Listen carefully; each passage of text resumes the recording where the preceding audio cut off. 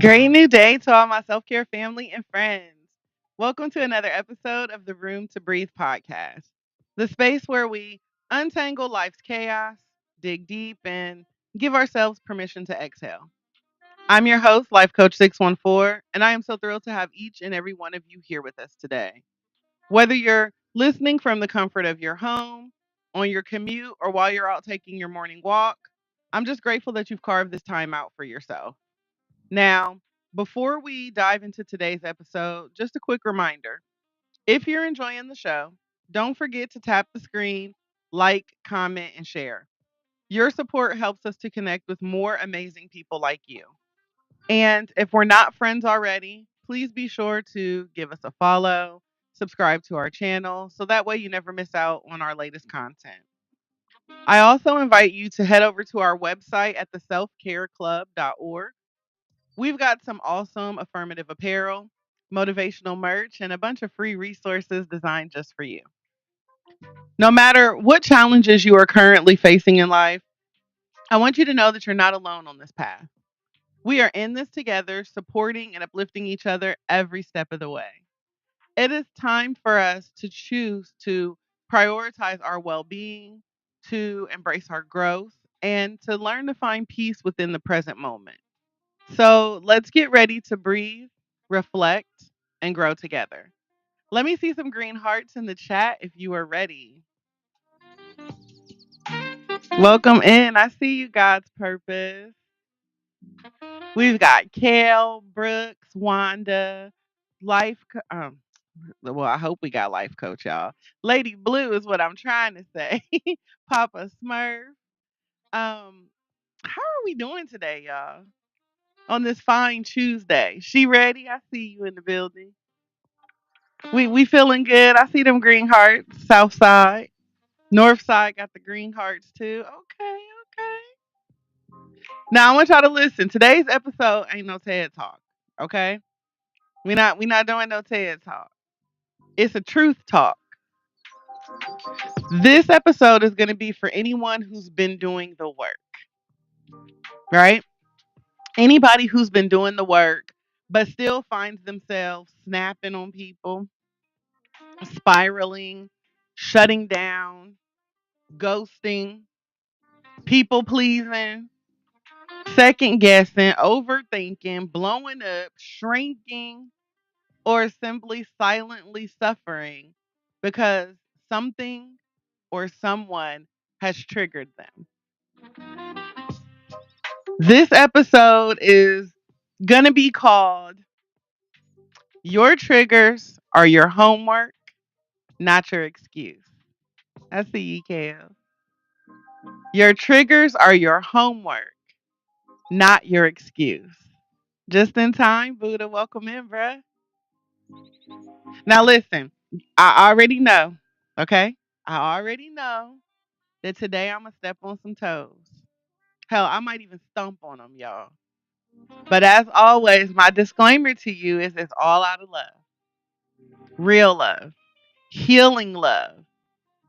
And y'all know I don't give y'all the kind of love that coddles you, right? I serve the kind of love that calls you out on your bullshit, but still challenges you to do more and to be better. All right. So we know that we're going we're gonna do some things today, y'all. We're gonna work through some things because healing healing means actually working on it, not performing, not deflecting, not blaming everybody else for why you haven't grown, working on it. And listen, I'm not talking to you from the mountaintop, right? I'm not looking down on anybody. I'm talking to you from somewhere in the messy middle, right, Chris? Right? I still get triggered too. I still catch myself reacting to stuff that has nothing to do with right now and everything to do with back then. But what I've learned, right? And what I want to help you through today is that when we stop seeing our triggers as punishments and we start seeing them as assignments, we actually give ourselves the power to heal, not just cope.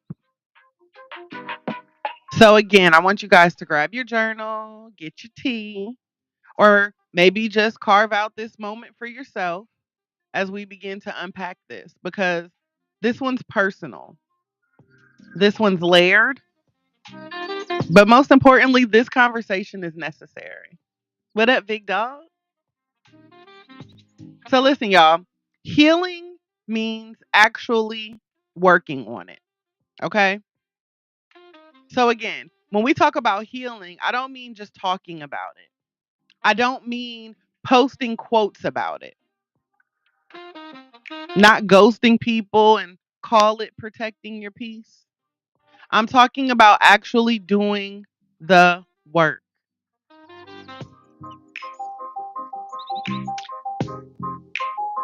And this episode ain't going to be for the faint of heart, y'all. Okay? I'm going to just put it out there. This episode ain't for the weak. This is for the folks who keep saying, I'm tired of feeling like this, but you just don't know where to start. This one is going to be for the ones who keep seeing the same patterns in a different outfit. Same wound, different name. What up, Callie? Same story, new chapter. Because what you're dealing with right now, that frustration, that overreaction, that fear, it's a trigger. Okay? And triggers, my loves, aren't inconveniences. Triggers are invitations. Let me ask y'all something real quick. Have you ever had a reaction to something or someone that just felt extra? I mean, like deep down, you knew it wasn't about what they said or how they said it, or maybe it wasn't about what they did, right? It was about how it reminded you of something or someone that you thought you healed from. Hey, Jennifer, thank you so much. Y'all know that feeling where you just snapped on somebody and you know it ain't got nothing to do with them, nothing to do with what they said or what they did, but they reminded you of something or someone in your past. And you thought you healed from it, but in the moment that they said or did what they did, you realize I'm not yet healed. That's the part. That's what we're talking about today, y'all. We're going to talk about why our triggers are our soul's SOS, right? Let's get one thing clear. Triggers are not the enemy. Okay? Triggers are not the enemy. I feel like the word trigger now, everybody's triggered, right? So the word triggered gets a bad rap, right? But we have to understand that triggers are not the enemy. Your triggers are the flashlight, they're the symptom, they're the spark that says, hey, there's still something unhealed in here. Imagine this, you're having a good day, right? The coffee tastes right, your hair is doing its thing, your playlist slaps, and you open your phone and boom, there's a message or a post or one of those on this day memories, right? Now, suddenly your stomach drops, your heart races, and you're not even sure why you're mad, sad, or spiraling, but it feels real. Anybody ever experienced that? Buddha said, been there, right? That, my loves, is a trigger. And in that moment, when you're triggered, you've got two choices. You can react and repeat the cycle, or or you can reflect and rewrite the story. And let me tell y'all, I've done both. Okay?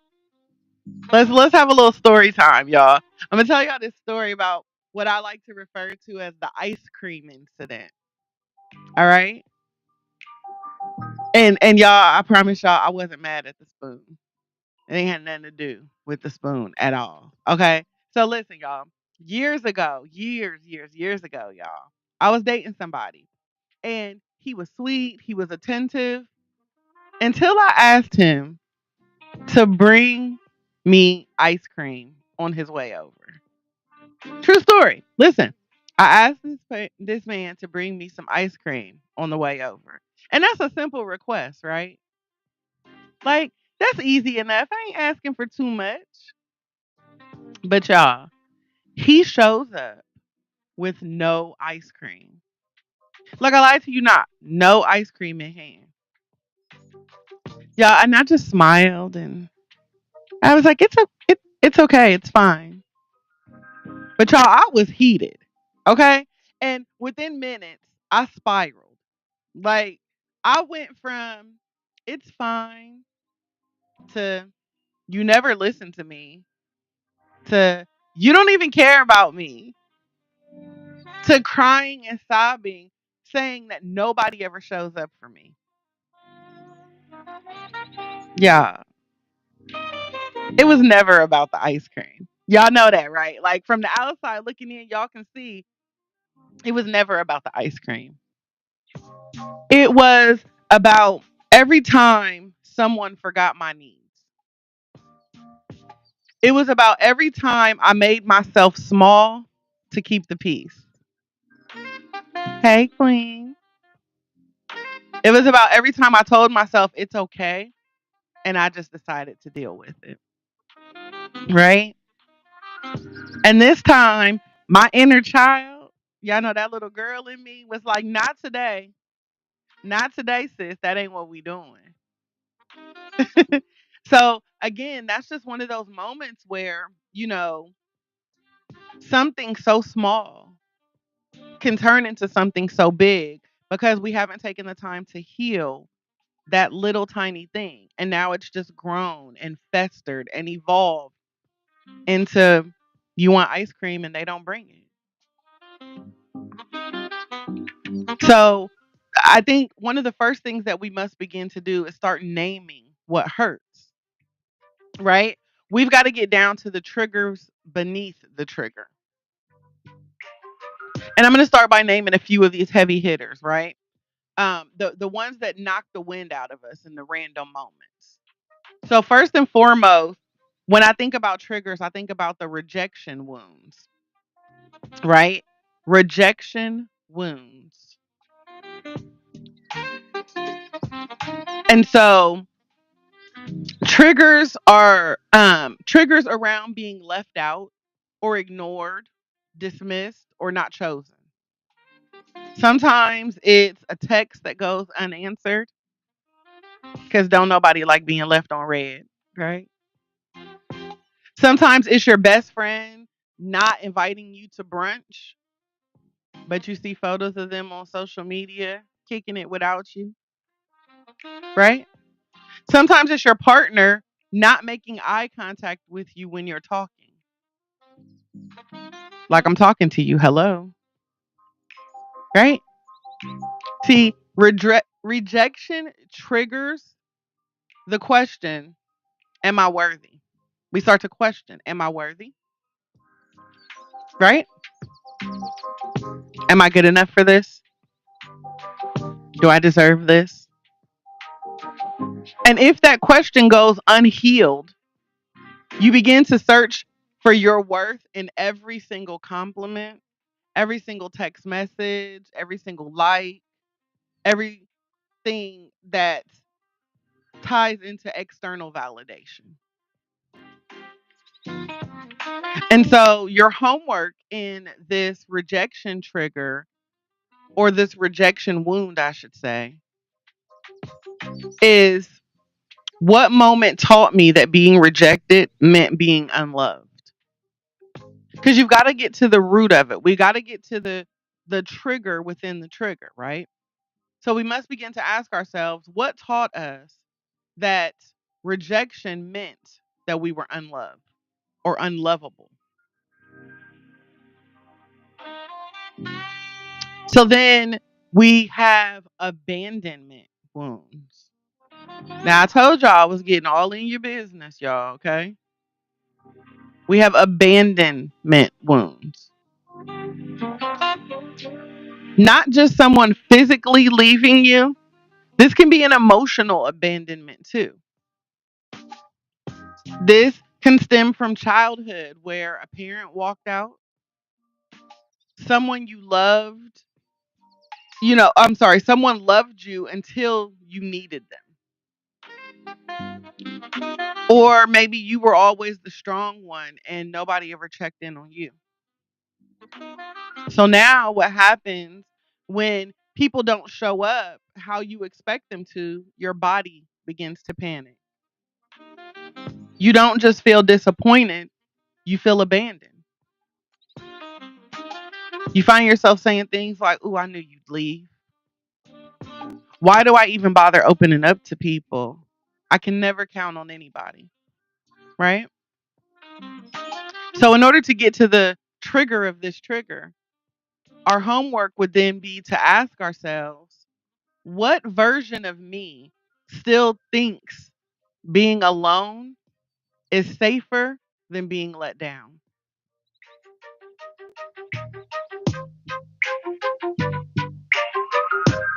What version of me still thinks that being alone is safer than being let down? So then we have control triggers. Control triggers. Let me tell y'all about control.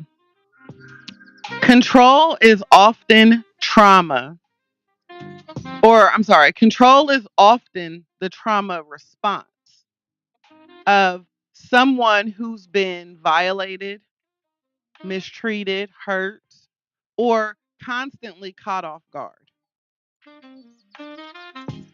You micromanage not because you're a perfectionist, but because uncertainty once destroyed you. So now anything unpredictable feels like a threat to you. The plan changes, you panic.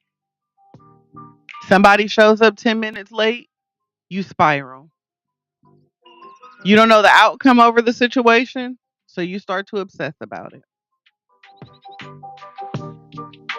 So we got to get to the trigger of the trigger, right? So your homework in this would be to ask yourself, when was I first taught that being in control was the only way to feel safe? When did I learn this? Who taught me this? That I had to be in control over the situation in order to feel safe.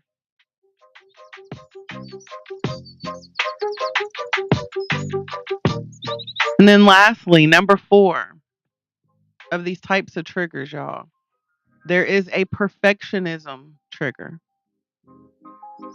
And this one's deep.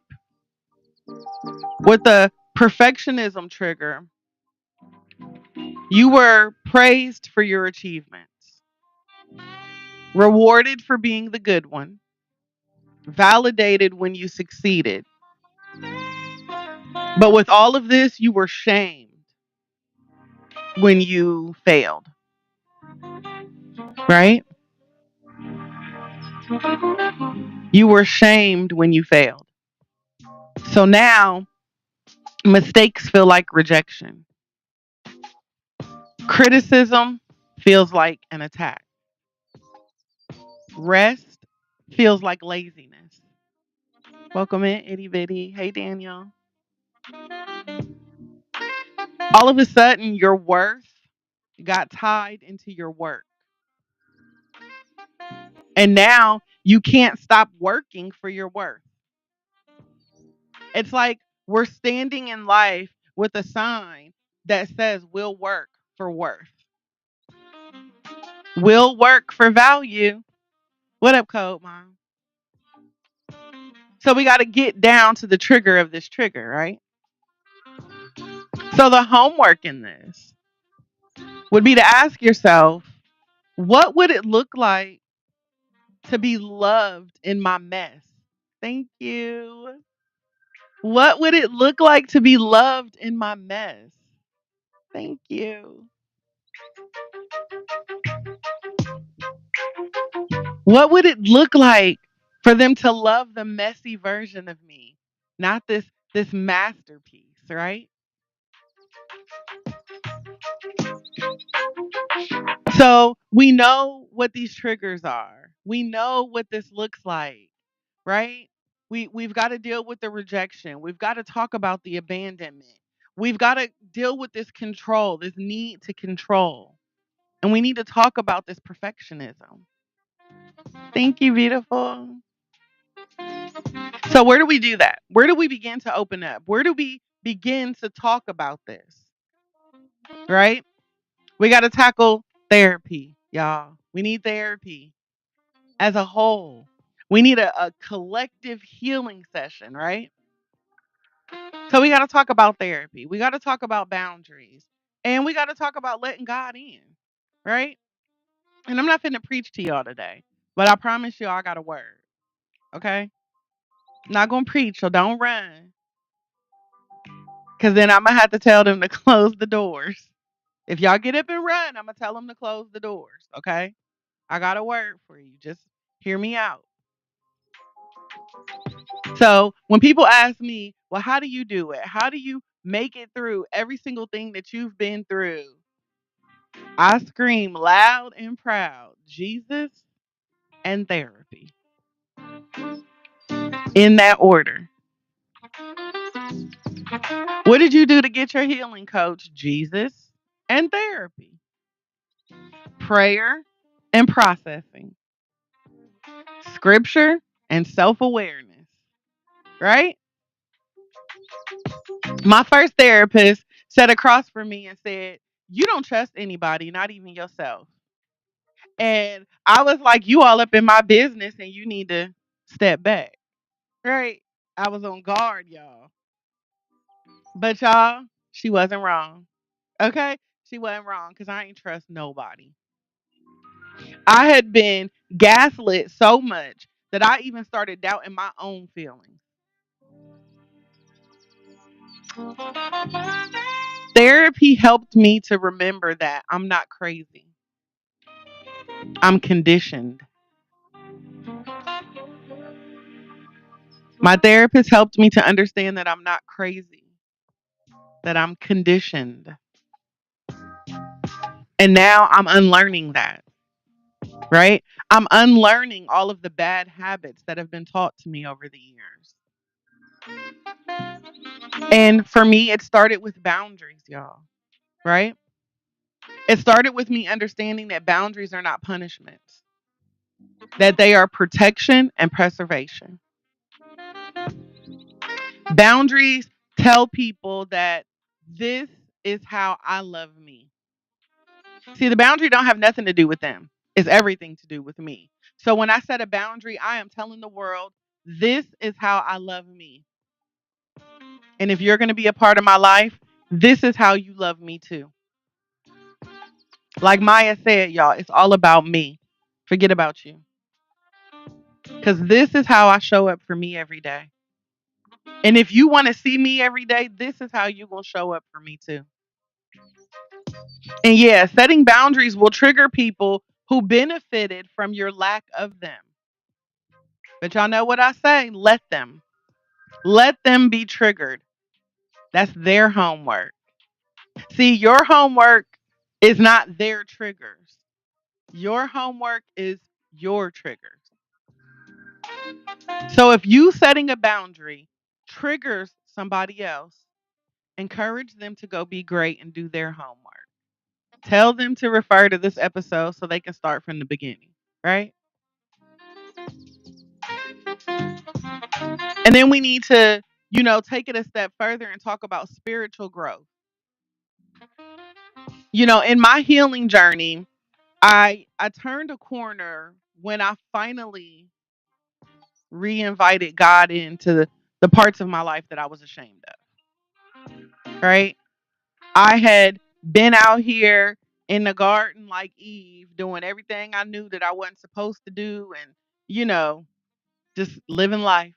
living my best life, YOLO, right? And so there were parts of my life that I was ashamed to invite God in on, things that I felt like I knew better. Thank you for the follow. Hey, Jericho. And so there were parts that I hid. And so during my therapy journey and during my healing journey, I learned that I needed to invite God back into these parts that I was ashamed of. It's not like he ain't already know what I was doing anyway. Right? I had to really get over it. It ain't like he ain't seen me do it. He was with me the whole time, you know? That's the only reason why I live to tell the story from some of the stuff that I've done.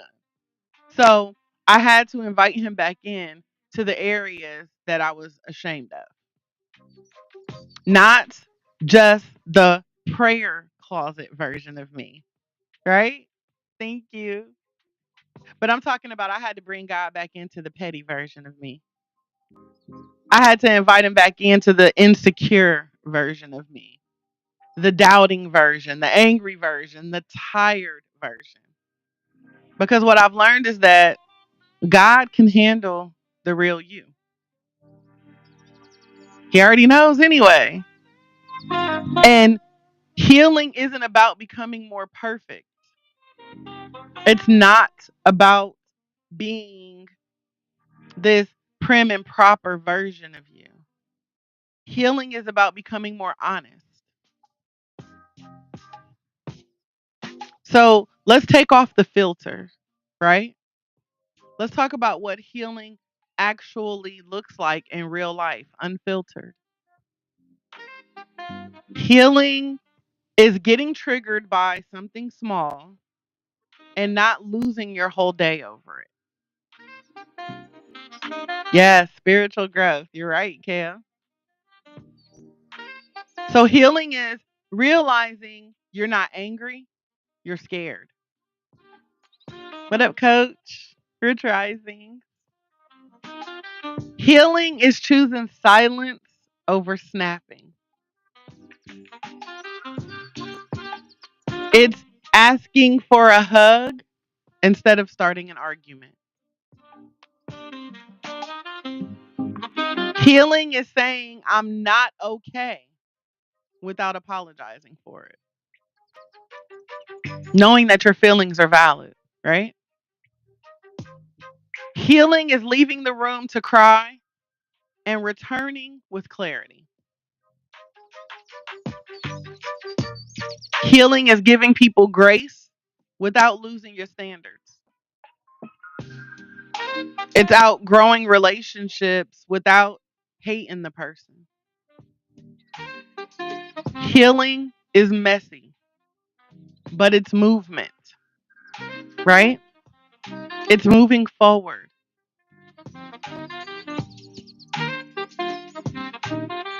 So I want you guys to pause, right? I want you guys to take a breath and know that you're doing the work just by listening, just by being present for this podcast. You are doing the work. I want you to begin to reflect on things. Ask yourself, which one of my recent reactions felt bigger than the situation? What emotion is beneath my anger or my withdrawal? Where did I first learn that being vulnerable meant being unsafe? How do I self sabotage when I'm feeling triggered?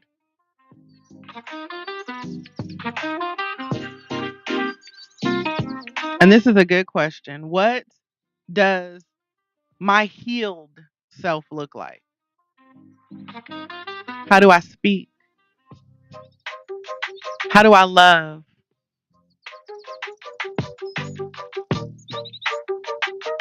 So remind yourself that the triggers are not your enemy. I encourage you to speak to your triggers, right? Speak out loud to your triggers. And, start repeating affirmations. Let it land in your spirit. You could say things like, I'm safe in my body, even when I feel uncertain. I can respond with love, not fear. One of my favorites is that my worth is not up for debate. My worth is not up for debate. I honor what hurts so I can heal it. Thank you.